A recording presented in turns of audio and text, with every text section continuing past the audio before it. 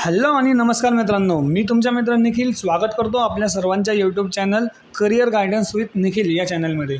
मित्रांनो, आता नुकतीच तुमची 10वी झालेली आहे आणि बऱ्याचशा माझ्या 2025ला 10वी अपेयर विद्यार्थ्यांना भरपूर सारे प्रश्न त्यांच्या मनात असतील की 10वी नंतर नेमकं करावं काय, किती ऑप्शन्स आपल्यासाठी अवेलेबल आहेत आणि कशा कशा पद्धतीने करिअर आपल्यासाठी त्या ठिकाणी बेटर असणार आहे, या सर्व गोष्टींवर आपण आजच्या व्हिडिओमध्ये चर्चा करणार आहोत।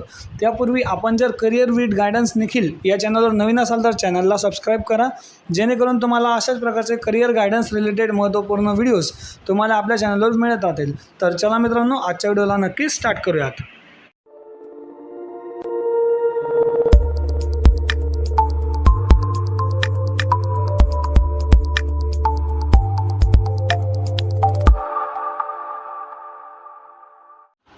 तर बघा मित्रांनो, कुठले ऑप्शन्स आपल्यासाठी 10वी नंतर उपलब्ध आहेत या ठिकाणी आपण त्याचबद्दल चर्चा करणार आहोत।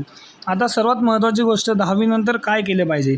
तर बघा मित्रांनो, माझे तुम्ही सर्व लहान भाऊ बहीण आहात आणि त्यामुळे आपल्याला चांगलं करिअर निवडणं हे आता 10वीचा एक महत्त्वाचा टप्पा आपला असतो। सो आता या ठिकाणी आपल्याला इंटरेस्ट कशात आहे, सर्वात महत्त्वाची गोष्ट हे तुम्ही पाहिलं पाहिजे। आता तुमचा जो काही इंटरेस्ट आहे तो इंटरेस्ट कशामध्ये आहे। समजा तुम्हाला जर पुढे चालून डॉक्टर किंवा इंजिनियर व्हायचे असेल तर त्यासाठी नेमके कशा प्रकारे ऑप्शन आहेत हे आपण पुढे व्हिडिओमध्ये पाहणार आहोत। तर सर्वात महत्त्वाची गोष्ट म्हणजे तुम्हाला 10वी नंतर ऑप्शन्स जे आहेत ते खूप सारे अवेलेबल असतात। त्यामध्ये सर्वात पहिला जो काही ऑप्शन्स तुमच्याकडे असेल तो तुम्ही रेग्युलर कॉलेज करणे। आता बघा मित्रांनो, सर्वात महत्त्वाची गोष्ट तुम्हाला जर का प्रोफेशनल कोर्सेससाठी जायचे असेल, आता प्रोफेशनल कोर्सेस कुठले असतात तर इंजिनिअरिंग त्यामध्ये आलं किंवा ITI वगैरे रिलेटेड फील्ड त्यामध्ये आलेल्या आहे। त्यानंतर जर तुम्हाला नॉन प्रोफेशनल कोर्सेसमध्ये जायचे आहे, फॉर एक्झाम्पल तुम्हाला BA BCom BSc वगैरे काही करायचे असेल तर ते आले तुमचे नॉन प्रोफेशनल कोर्सेसमध्ये। आता या ठिकाणी महत्त्वाची गोष्ट म्हणजे काय तर तुमचे या ठिकाणी करिअर ऑप्शन्स जे आहे कशा प्रकारे चूज करावे हे तुमच्या पर्सेंटेजवर डिपेंड करतं। आता तुम्हाला किती पर्सेंटेज आहे त्या पर्सेंटेज तुम्हाला या ठिकाणी मॅटर करतात। आता बघा मित्रांनो, सर्वात महत्त्वाची गोष्ट ज्या विद्यार्थ्यांना इंजिनिअरिंग करायची असेल, सर्वात महत्त्वाची गोष्ट ज्या विद्यार्थ्यांना इंजिनिअरिंग करायची असेल किंवा फार्मसी करायची असेल तर तुम्हाला सर्वांना माहीत आहे की त्या विद्यार्थ्यांना 12वी करणे गरजेचे असते। आता प्रत्येक विद्यार्थ्यांना 12वी करणे गरजेचे असते का तर बघा, जे विद्यार्थी मेडिकल लाईनला जाणार आहेत पुढे चालून त्या विद्यार्थ्यांना 12वी सायन्स करावं लागतं। सोबतच या ठिकाणी जे विद्यार्थी इंजिनिअरिंगला जाणार आहेत पुढे चालून त्या विद्यार्थ्यांना देखील 12वी सायन्स करावं लागतं। आता या ठिकाणी महत्त्वाची गोष्ट म्हणजे तुम्हाला 10वी नंतर प्रत्येक ठिकाणी वेगवेगळ्या फील्डमध्ये वेगवेगळ्या जागा आहेत। तर या ठिकाणी तुम्ही पाहू शकतात, सर्वात पहिले जे काही तुमच्याकडे ऑप्शन अवेलेबल असतो तो म्हणजे 12वी आर्ट्सचा। तर आता या ठिकाणी आर्ट्समधून 12वी केल्याने आपल्याला काय काय फायदे असतात। तर बघा मित्रांनो, तुम्ही जर आर्ट्समधून 12वी केली तर तुम्ही या ठिकाणी पोलीस भरती किंवा मग राज्यशास्त्र वगैरे जे काही असेल पॉलिटिकल किंवा मग तुम्ही आर्मी भरती वगैरे ट्राय मारू शकतात। त्यासाठी तुम्हाला 12वी आर्ट्स हा पर्याय बेटर आहे। त्यानंतर तुम्हाला जर बँक मॅनेजर किंवा मग बँकिंग सेक्टरमध्ये काहीतरी जायचं असेल, अकाउंटिंग सेक्टरमध्ये काहीतरी जायचं असेल तर त्यामध्ये तुम्ही कॉमर्स हा विषय चूज करू शकतात। यामध्ये तुम्हाला अकाउंट्सचे वेगळे सब्जेक्ट असतात। त्यानंतर सर्वात महत्त्वाची गोष्ट म्हणजे सर्वच विद्यार्थी या ठिकाणी जवळजवळ 12वी सायन्सकडे वळतात। आता मित्रांनो, या ठिकाणी सायन्स हा एक असा टप्पा आहे ज्याच्यामधून तुम्हाला इंजिनिअरिंगला पण जाता येईल आणि फार्मसीला पण जाता येईल किंवा मेडिकलला पण जाता येईल। आता या ठिकाणी महत्त्वाची गोष्ट म्हणजे 12वी सायन्सनंतर तुम्ही इंजिनिअरिंगसाठी कुठल्याही फील्डमध्ये तुम्ही या ठिकाणी करू शकतात। त्याला एक पुढे एंट्रन्स एक्झाम असते, त्याचं नाव आहे CET एक्झाम किंवा आपण त्याला MST CET म्हणतो। तर ती एक तिथली एंट्रन्स एक्झाम आहे 12वीची। त्यानंतर 2 नंबरचा पर्याय तुमच्याकडे असतो तर फार्मसीचा। आता फार्मसी करायची असेल आपल्याला 12वी नंतर तर फार्मसीसाठी सुद्धा आपल्याला MSc CET द्यावी लागते, ती सुद्धा पुढे द्यावी लागते 12वी नंतर। सो तिसरा पर्याय कोणता होतो तर तो आपल्याला MBBS किंवा BHMS, जे काही तुमचे डॉक्टर की कोर्स आहेत, म्हणजे डॉक्टर कोर्सेस जे आहेत ते MBBS आणि BHMS या ठिकाणी तुमचे येत असतात।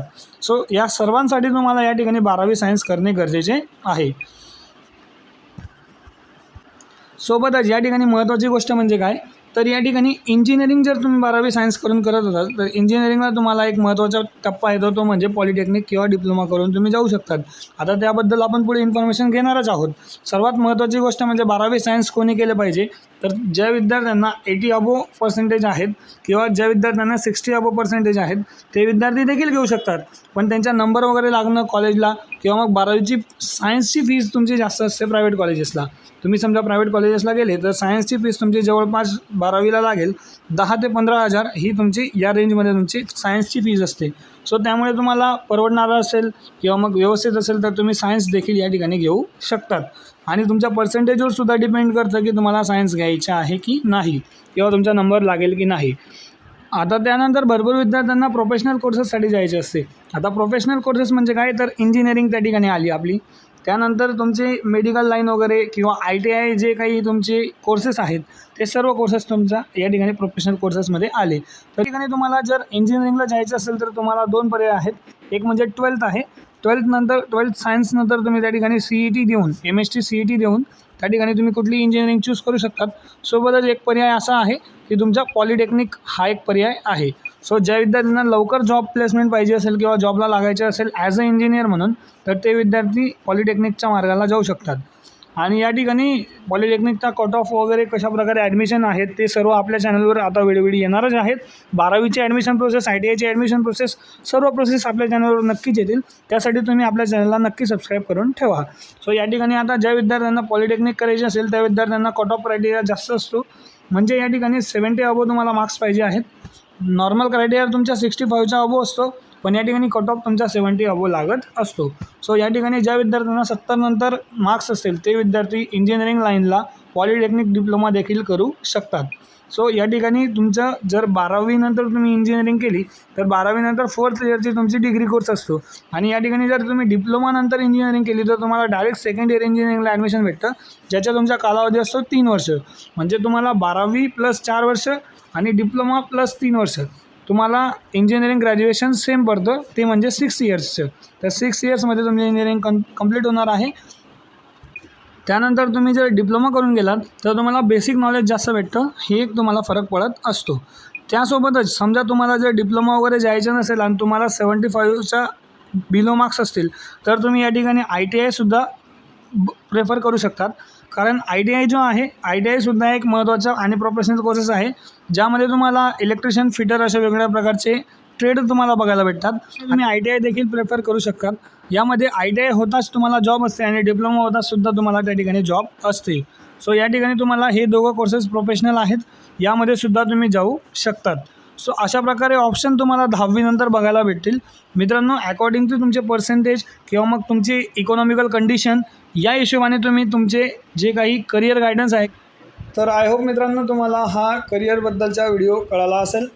मित्रांनो, अशाच प्रकारे आपण नवनवीन व्हिडिओ तुम्हाला ॲडमिशन प्रोसेस वगैरे सर्व प्रकारची माहिती, सर्व इन्फॉर्मेशन आपण तुम्हाला घेऊन येणार आहेत. त्यासाठी तुम्ही या आपल्या चॅनलला सबस्क्राईब करा. व्हिडिओ जर जराही आवडला असेल तर व्हिडिओ लाईक करा, जास्तीत जास्त तुमच्या विद्यार्थी मित्रांपर्यंत शेअर करा, जेणेकरून त्यांना देखील या ठिकाणी करिअर गायडन्स संबंधित मार्गदर्शन मिळेल. सो मित्रांनो, भेटूयात एका नवीन व्हिडिओसोबत. तोपर्यंत धन्यवाद. Thank you so much.